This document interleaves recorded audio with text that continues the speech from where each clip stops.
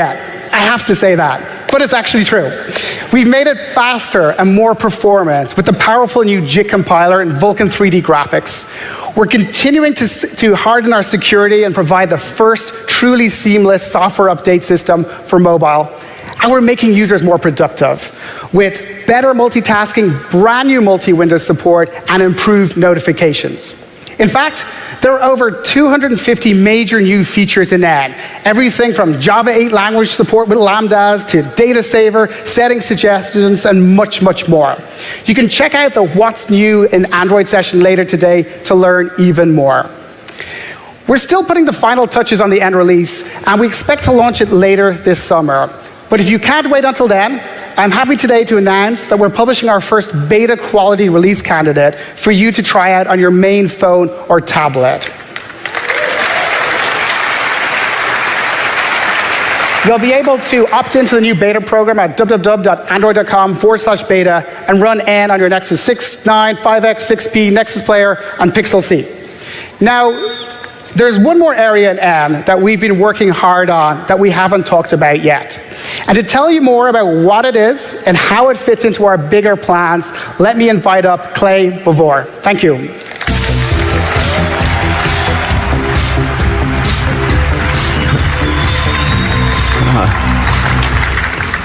Thank you, Dave. I'm Clay Bavor, and I lead the virtual reality team at Google. And yeah, just to get right to it, virtual reality is coming to Android N. So it all actually started at a Google I/O 2 years ago with Cardboard. And since then, Cardboard has done some pretty amazing things. There are millions of them out there in the world, in all shapes and sizes. We've enabled thousands of developers to build their first VR app. And users have installed over 50 million Cardboard-enabled apps. We think that's pretty good for what is, after all, just a piece of cardboard. Now, we love Cardboard, and for us, it represents so much of what we think VR should be about. It should be mobile. It should be approachable. It should be for everyone. But we knew it was just a start, because there's a limit to how much you can do, how immersive an experience you can create with some cardboard, and with phones that were really only meant to be phones.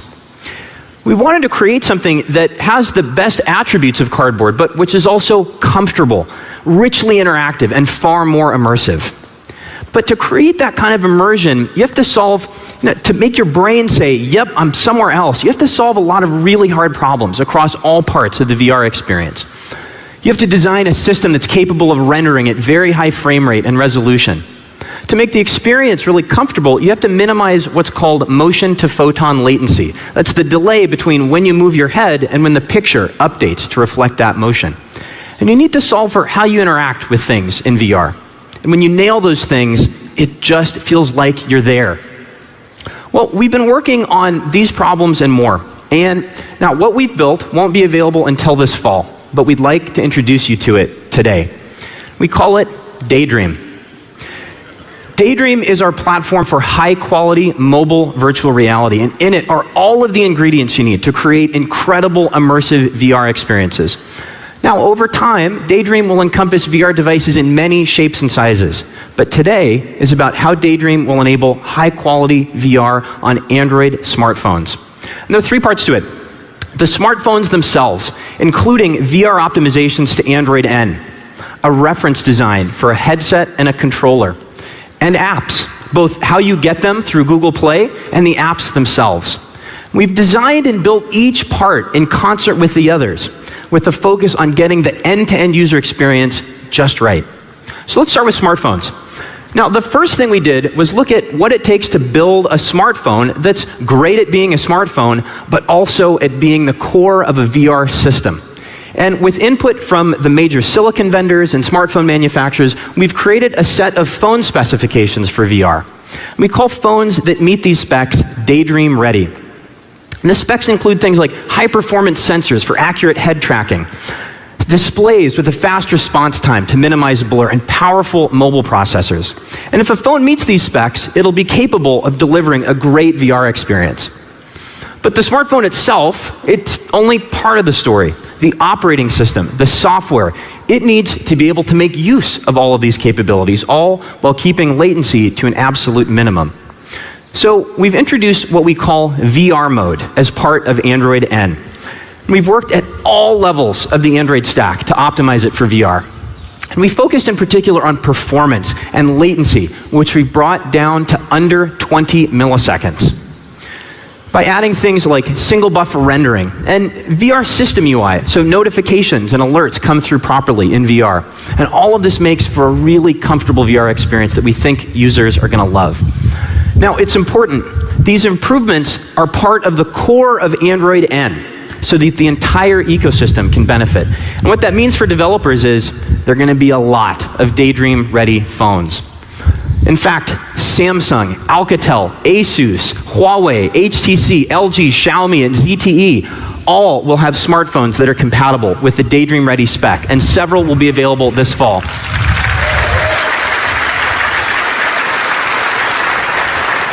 So that's phones with Daydream-ready phone specs and the VR optimizations as part of Android N. Let's turn to headsets. Now, this is obvious, but a VR headset, it's something that you wear on your head. And because it's something that you wear, there's so many things you need to get just right. It has to have great optics, it has to be comfortable. The materials need to feel good, and it needs to be really easy to put on and take off. We've taken what we've learned in all of these areas, and we've created a reference design for headsets that will work seamlessly with Daydream-ready phones. We're sharing this design with partners across the ecosystem, and there will be several of them coming to market, with the first available this fall. Now, when it comes to VR, everyone thinks about headsets, but the controller, how you interact with VR, it's just as important. We wanted to create a controller that's optimized for VR, that's both powerful and intuitive. And so we've been working on a controller for Daydream. It looks like this. And if we actually zoom in a little bit, you can see the controller itself, it's very simple. There are a few buttons and a clickable touchpad so you can scroll and swipe. But hidden inside the controller is the magic. We've built in orientation sensors so it knows where it's pointing, how it's turning. You can do some pretty awesome things with it. Let's have a look.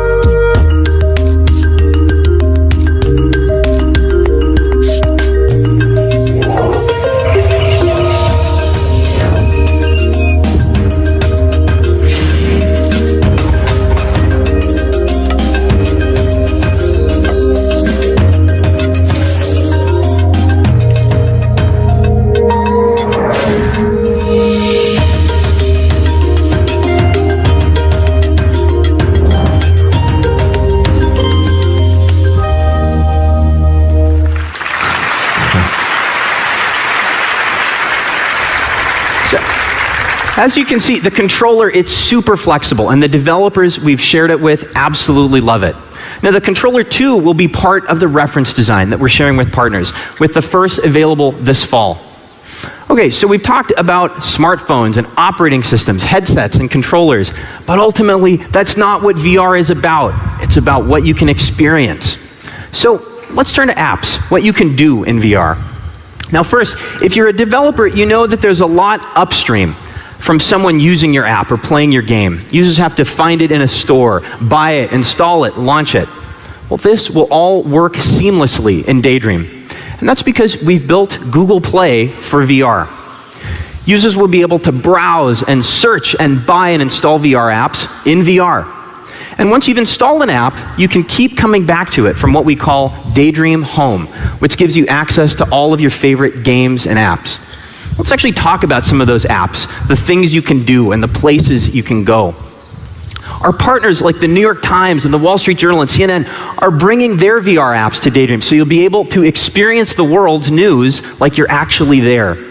And Hulu, Netflix, HBO, even IMAX are bringing their libraries to Daydream. So you'll be able to watch shows and movies in a virtual cinema or an immersive 3D film in a virtual IMAX theater.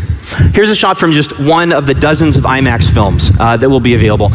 And I don't know about you, but I am pretty fired up about hanging out with astronauts in VR. So something else that's going to be awesome in Daydream is games. We've been working with the likes of Ubisoft and CCP, NetEase, and Electronic Arts. And these amazing developers are creating games that take advantage of all that we've talked about. And there are some really neat things in the works. We've also been working on some of our own apps. Google Play Movies is coming to Daydream, complete with high-definition DRM video support.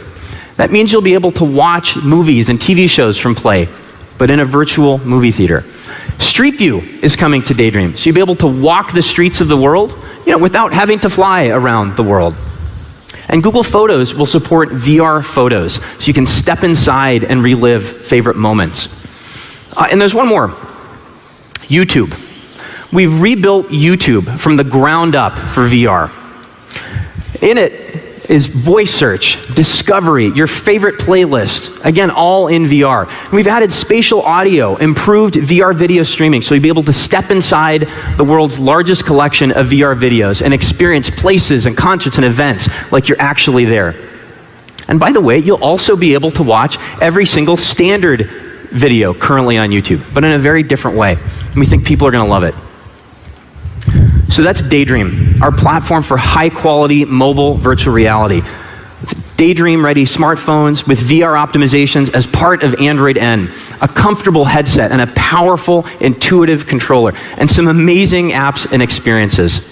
All designed in concert and open and at the scale of Android. Now, Daydream arrives this fall, but you can get started developing for it today with the latest Android developer preview. And we'll go into that and more tomorrow here at 9 a.m. So that's it for VR and Android. To tell you about wearables in Android, I'd like to turn it over to David Singleton. Thanks.